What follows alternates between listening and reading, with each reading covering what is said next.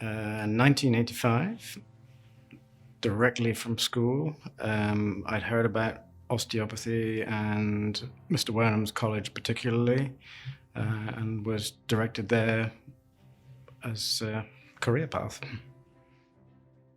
It was all that, it was all we knew. We didn't know there was another, there were other aspects of osteopathy until much later in our education. So, we were being educated in that way, and, we certainly had no need to diverge or to go in different directions.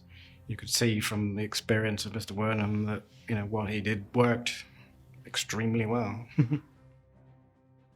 That comes in two different phases. As an undergraduate student, he was a source of inspiration, but he was in his 70s then, and he didn't like students.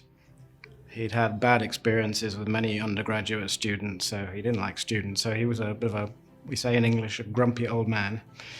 But in the latter phase, I worked with him, designing postgraduate courses, and I helped him. I filmed what he was doing and photographed what he was doing, and he was, enormous inspiration, and you could say I was a devotee. The profession is very inspiring, and it provides a very good sort of complement in some ways to medicine, as an alternative in other ways. My field, my heart, if you like, is in classical osteopathy, and colleges like the one here in Portugal are very inspiring.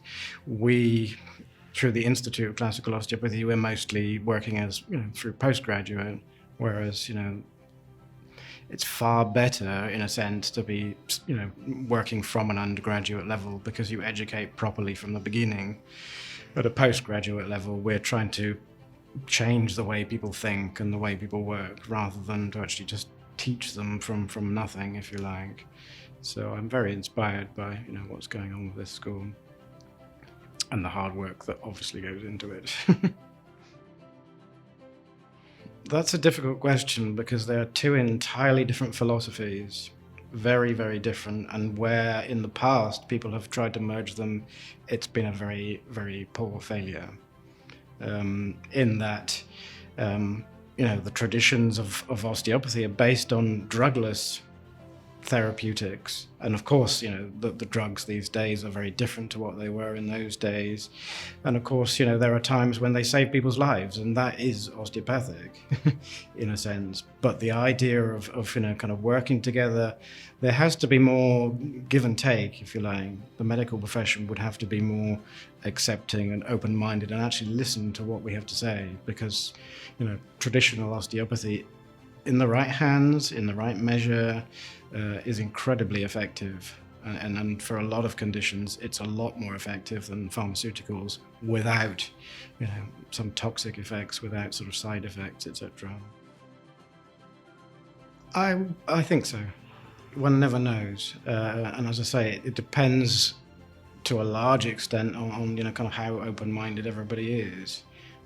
Particularly sort of from the pharmaceutical, from the medical side, in a sense, because they need to look at what we do and actually understand the logic of it and the rationale behind it.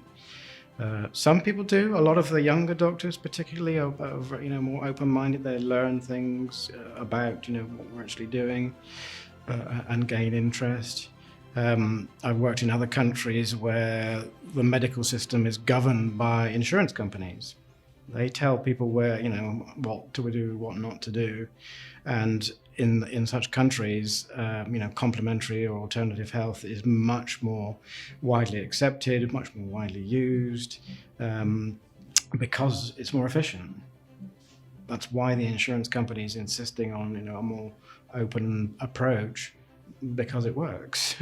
They wouldn't do it otherwise. It's all about the money. To summarize, in the words, associated with one of the graduating group there, don't stop studying. They're entering a field that is just unending.